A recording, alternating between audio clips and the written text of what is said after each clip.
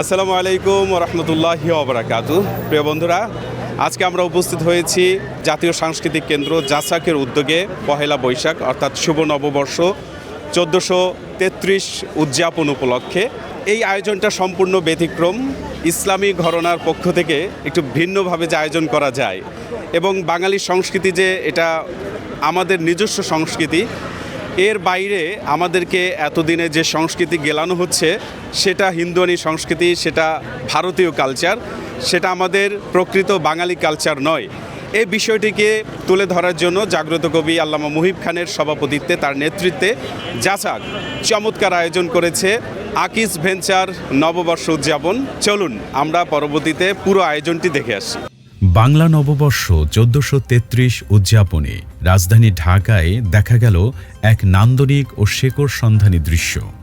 আমাদের নববর্ষ আমাদের সংস্কৃতি, এই স্লোগানকে ধারণ করে জাতীয় সাংস্কৃতিক কেন্দ্র জাসাক ও আকিজ ভেঞ্চারের উদ্যোগে আয়োজিত হল এক বিশাল বর্ণাঢ্য র্যালি ও সাংস্কৃতিক উৎসব। প্রথাগত আয়োজনের বাইরে গিয়ে বাঙালির ধর্মীয় ও মৌলিক অনুষঙ্গগুলোকে সঙ্গী করে এই উৎসব সাধারণ মানুষের দৃষ্টি কেড়েছে। বছর ঘুরে 12 মাস ঘুরে বছর আসবে, এটা আমরা বরণ করলেও আসবে, না করলেও আসবে। তবে যেহেতু বাংলা নববর্ষকে উদযাপন, পালন বা বরণ যে ভাষাই বলেন, সেটা করতে গিয়ে বিভিন্ন রকমের বিজাতীয় সংস্কৃতি এবং কুসংস্কার এই একবিংশ শতাব্দীতে এসে, এই আধুনিক যুগে এসে আমাদের নতুন প্রজন্মকে শেখানো হয় এবং বিশ্ববাসীর কাছে বাঙালির প্রকৃত ইতিহাসকে পাশ কেটে চাপিয়ে দেওয়া কিছু বিজাতীয় সংস্কৃতিকে প্রচার করা হয়। কাজেই আমাদের প্রকৃত বিশুদ্ধ দেশীয় সংস্কৃতি এবং ইতিহাস ঐতিহ্যকে তুলে ধরার জন্য এই দিনটিকে আমরা ধার্য করেছি। যে দিনটিতে অপসংস্কৃতির চর্চা হয়ে থাকে, কুসংস্কার ছড়ানো হয়ে থাকে, বিজাতীয় সংস্কৃতিকে এই জাতির উপর আরোপ করার অপচেষ্টা চলে থাকে, সেই দিনটিতে আমরা প্রকৃত দেশীয় সংস্কৃতি জাতির সামনে তুলে ধরব। মঙ্গলবার সকালে ঢাকার মুক্তাঙ্গন থেকে প্রেস ক্লাব, মৎস্য ভবন হয়ে শাহবাগ পর্যন্ত বিস্তৃত সড়ক যেন একঝাঁক শুভ্র বলাকার দখলে চলে যায়। মিছিলে অংশগ্রহণকারী হাজারো সাংস্কৃতিক কর্মীর পরনে ছিল শুভ্র পাঞ্জাবি, মাথায় সাদা টুপি ও কাঁধে ছিল সাদা রুমাল। র্যালিটির বিশেষ বৈশিষ্ট্য ছিল এতে প্রদর্শিত বাঙালির আবহমান সংস্কৃতির মৌলিক নিদর্শনসমূহ।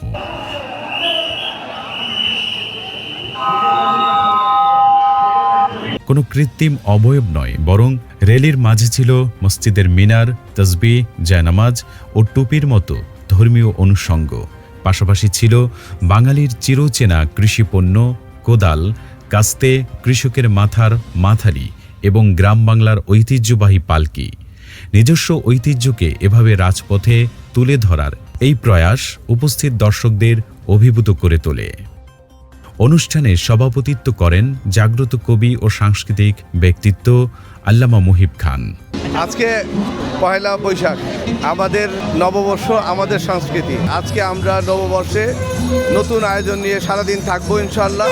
আপনাদেরকে আমরা পাশে চাই এবং আমাদের এই আয়োজনকে সবাই মিলে সারা দেশের মানুষের মাঝে ছড়িয়ে দেব এবং সবাইকে উজ্জীবিত করব। আমাদের সংস্কৃতি, আমাদের দেশ, আমাদের নববর্ষ। বাংলা নববর্ষ এটা আমাদের এদেশের, এটা মূলত নিজস্ব সংস্কৃতি। এদেশের মানুষের জীবনযাপনের জন্য তারা আরবির সাথে মিল রেখে বাংলা সন চালু করেছিল। তো সেই সংস্কৃতি ডে বাই ডে প্রতিনিয়ত এর মধ্যে আমরা দেখছি ভিনদেশি নানা রকম কুসংস্কার, ভিনদেশি সংস্কৃতি এটার মধ্যে ঢুকে পড়েছে, প্রবেশ করেছে। বাংলার মানুষ না বুঝে অনেকে এটাকে গ্রহণ করতে শুরু করেছে। বাংলা নববর্ষ, বাংলা সন এটা আমাদের দেশের কালচার। এখানে আমাদের দেশের মানুষের যাপিত জীবন তারা যেভাবে পালন করে সেটাকে আমরা তুলে ধরতে হবে। তাহলে এখানে যে কুসংস্কার, ভিনদেশি কালচারগুলো এটার মধ্যে ছড়িয়ে আছে সেটা মানুষ বুঝতে পারবে। অনুষ্ঠানে উপস্থিত ছিলেন বিশিষ্ট সাংস্কৃতিক ব্যক্তিত্ব রশিদ আহমদ ফিরদৌস, শেখ মোহাম্মদ উসমান গনি, মোহাম্মদ বদরুজ্জামান, কাউসার আহমদ সোহাইল, গাজী আনাস রওশন, কুতুবুদ্দিন বখতিয়ার, আফজাল হুসাইন, ইয়াসিন হায়দার ও আহমদ আবু জাফর সহ প্রমুখ। এছাড়াও দেশের বরেণ্য কবি, সাহিত্যিক, শিল্পী এবং আবৃত্তিকার সহ হাজারো সংস্কৃতি প্রেমী এই আয়োজনে সামিল হন। মূলত বৈশাখকে আমরা উদযাপন করছি না, বৈশাখে যে অপসংস্কৃতি চলমান যে সংস্কৃতি রয়েছে ওটাকে আমরা চেষ্টা করছি সুন্দর সংস্কৃতি দ্বারা পরিবর্তন করতে। তো অসংখ্য বিষয় রয়েছে আজকে, আমাদের র্যালি, তারপরে আছে বাঙালি মেজবান, তারপরে বিকেলে আছে সাংস্কৃতিক অনুষ্ঠান। ইসলাম এবং বাঙালি সংস্কৃতি এবং ইসলামী সংস্কৃতির সমন্বয়ে আমাদের আজকের এই আয়োজন। সাথে থাকবেন, ভালো লাগবে। র্যালি শেষে দুপুরে পল্টনের আলরাজি টাওয়ার সংলগ্ন চত্বরে আয়োজিত হয় ঐতিহ্যবাহী মেজবানি। উপস্থিত সকলের মাঝে সাদা ভাত ও গরুর মাংস দিয়ে দুপুরের খাবার পরিবেশন করা হয়, যা উৎসবের আমেজকে আরও বাড়িয়ে তোলে। বিকেলের অধিবেশনে অনুষ্ঠিত হয় মনোজ্ঞ সাংস্কৃতিক অনুষ্ঠান। এতে দেশের শীর্ষস্থানীয় শিল্পী গোষ্ঠী কলরব, হ্যাভেন টিউন, দাবানল, দামামা, মানজিল সহ বিভিন্ন শিল্পী গোষ্ঠী গান পরিবেশন করেন।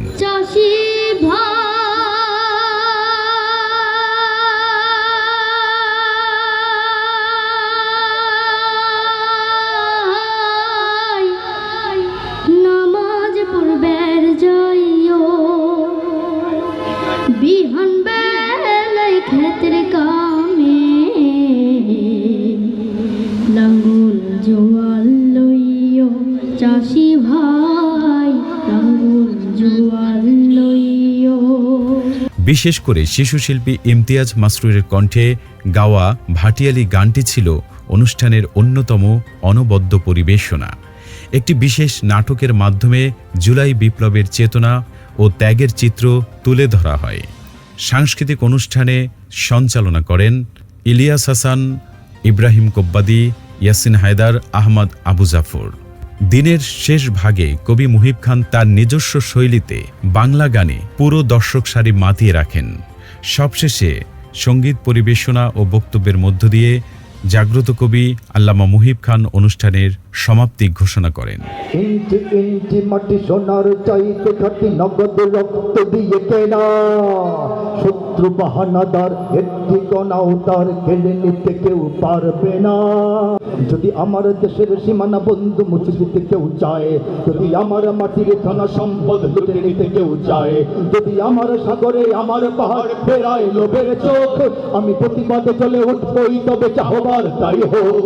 এই শান্ত সবুজ পতাকায় যদি পড়ে শকুনের থাবা, এই সুপ্ত বারুদ চাটি নিয়ে ফের ঠেলে যদি কেউ দাবা, কোটি মানুষের প্রাণের কুটিরে আগ্রাসনের হাত যদি কেউ বাড়ায়, তবে আবার যুদ্ধ হবে, আবার যুদ্ধ হবে, আবার যুদ্ধ হবে, আবার যুদ্ধ হবে।